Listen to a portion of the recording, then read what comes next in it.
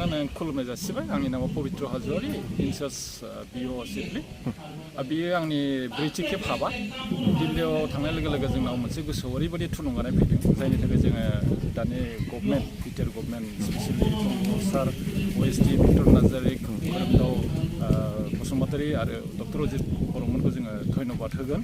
आरो ओरैबायदि इन्सपायार जाबोदों जिहेतु द्वितीय पर्यायावबो माखासे थांनानै दङ दिल्लीयाव बिसोर फैयोबा आरो रासिन जाबावगोन खालि मोनसेल' खोथा माने गोसो जायोब्ला हायो आं बे मेसेज लानानै जोंना साराबाय दंमोन ओरैबायदि इन्सपायार जाबाय अन अफ द चिरां डिस्ट्रिक्टआव सिडलि ब्लकआ ओरैबायदि आवगाय बारायदों आरो आंहा नायल' जाल' माखासे सिआरसिफोर दं हेडमास्टारफोर दं बिराद माने इन्टारेस्टेड मटिभेटेड जाजोब्बाय आरो बेखौ आङो लांबाय थागोन आरो अनागत दिनाव निस्सय सरकारा जुदि जोंखौ माबा मोनसे मावनो थिनोबा वी आर रेडि आरो जों बिराद जयफुल मोनदों मोजां मोनदों आरो सानसे जों बिदि अन्धकाराव थाबाय थागौनो माबा मोनसे मोजां मावोबासो समाजा जोंखौ आपनायगोन बा बे सिन्था धारनाया जों गोदान पद्धतिजों गोदान आगबारायलांगोन होननानै आं आसा खालामो सारमोना दे हजों थांनानै माखासे जेनेबा जोंनि बेनि आरो हजोंनि स्कुलनि जिथुनाखि इनफ्रास्ट्राक्चार बेखौ कम्पेयार खालामोबा सारा मा नुहुरो आदसा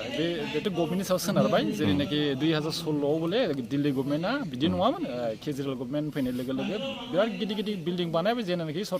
प्राइभेट स्कुलाबो हाया दा जोंनाव थाखा फैसानि खोथा दङ दा हयथ' जोंनाव बेबायदि दरखार जाथ'नो नङा जोङो गावखौनो गाव बिल्डिं बाहाय हिसाबैसो बाहायग्रोनांगोन गोसोनि बोलोजोंनो जों गावखौ बिल्डिं बायदि माबादो प्रसार खालामदो बयखौबो मटिभेट खालामदो एवारनेस खालामदो सानसे समाव बिल्डिं दरखार जानाय नङा आंनि सानो आरो बे जिनिसा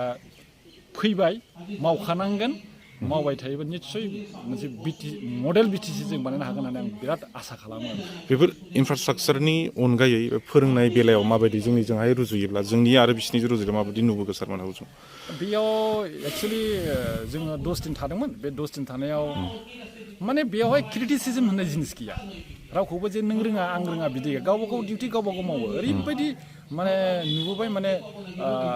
साख्रि नालाय साख्रि एकदम जेबो जिनिस मावा बिसोरो टाइम आरो बेयाव टिचार सर्टेजनि खोथाखौ जों नुखाथाराखै आरो भाइस प्रिन्सिपाल साथाम साब्रै थायो दा खोथाया जाहैबाय जोंनाव एडमिनिस्ट्रेटिभ साइडआवहाय स्ट्रं जाग्रोनांगौ आरो ओमफ्राय सेलेक्सन प्रसेसआवबो जाहाथे जिउनिन जायो होमबा जों मोजां टिचार मोनगोन मोजां फिथाइ होनो हागोन दा फोरोंनाया निस्सय बे ट्रेनिं नांबावगोन बिसोरनि मडेल माबायदि फोरोङा बे गोदान जे 2020नि जेनाखि NEP बेयाव हयथ' सोसननानै दङ 2020नि जेनाखि NEP बेयाव हयथ' सोसननानै दङ गोबां ट्रेनिं लाबाय दङ आरो साखाफारा जागोन खालि आं नैबेयाव खालि रेगुलारिटि मेनटेनल' खालामहोगासिनो दं आरो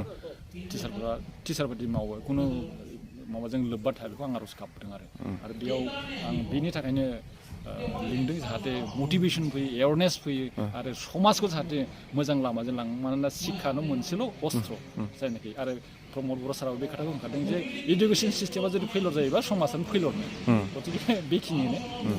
सारा फोथायनाय दं नामा जेनेबा बे ओनसोलनि फोरोंगिरिफोरखौ लानानै बिथांमोननि बायदि जोंनियाबो जानांगौ जागोन होननानै फोथायनाय दं नामा सारनाव एकदम 100% प्रमद सारा आंखौ होनदों नों हागोन आं आइ एम रेडि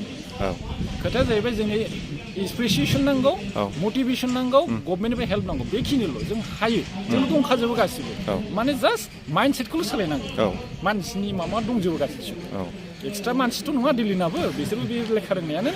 गतिके जोंखौ इन्सपायार खालामनांगौ मटिभेसन खालामनांगौ बे ट्रेनिंखौ जों खालामबाय थानांगौ आरो दा उदालगुरि बाक्सायावबो खालामहैगोन जों थांगोन आरो बेनि थाखाय रेडि आदसा दा नोंथांमोननि बिटिआर सरकारा मोनसे मोजां आगान बायदि लादों बिथांखौ नों मा बुंनो सानो मा मेसेज होनो सानो बे दिगदिगि बिथांमोना आगबारायलांथों निस्सय आगबारायलाङोब्ला समाजाबो सानसे समाव बजबना लागोन मानो होननानै बुङोबा शिक्षा दावगायोबासो गासिबो दिगदिगि दावगागोन आरो जोंखौ ओरैबायदि दस्रा डिस्ट्रिक्ट बा दस्रा जायगायाव जोंखौ जिबायदि नेग्लेक्ट जानाय आन्दलनकारि बा बेकवार्ड बा ट्राइबेल एरिया जों बेखौ सानसे समाव गैया खालामनो हागोन बेबायदि पद्धति जों खालामनाङोब्ला आरो टिचारफोरानो मेइन समाजावहाय जायनाखि समाजनि 50% खामानिखौ मावो ओंखायनो आं सानो बेबायदि खालामबाय थायोबा सानसे समाव बे नेगेटिभिटिया पजिटिभाव फैगोन आरो एकदम डेफिनेटलि फैगोन खिन्थु सरकारा जोंखौ आदर खालामनो रोंनांगोन खनसायनो रोंनांगोन नों ओरैबायदि माव होननानै जोंखौ थागिदा होनांगोन आरो बेखिनि दिनै जे बेयाव जथुमबाय बेयाव अबे डिस्ट्रिक्टनि फोरोंगिरिफोर फैदों जेनेबा एक्सुवेलि नैबे चिरां डिस्ट्रिक्टनि सिडलि ब्लकल' अ। टिचारफोरा ALPनि गासिबो फैजोबनाय हेडमास्टार टिचार आरो बेयाव आङो क'क्राझारनिफ्राय रिसर्स पार्सन हिसाबै लादों जोंनि बिनि डिस्ट्रिक्टनि नङा आं आदार डिस्ट्रिक्टनि रिसर्स पार्सनखौ लानानै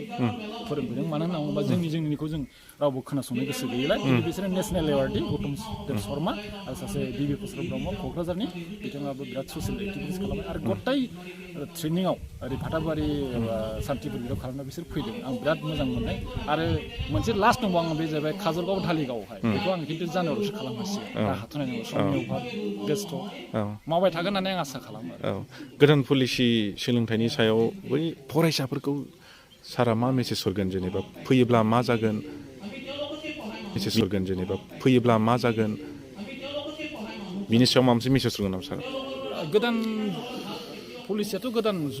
जेनेरेसननि थाखायसो खालामखानाय नालाय गतिके जों 20 बोसोर सिगां जे फोरोंदों बेथ' दा सोलिला गतिके दा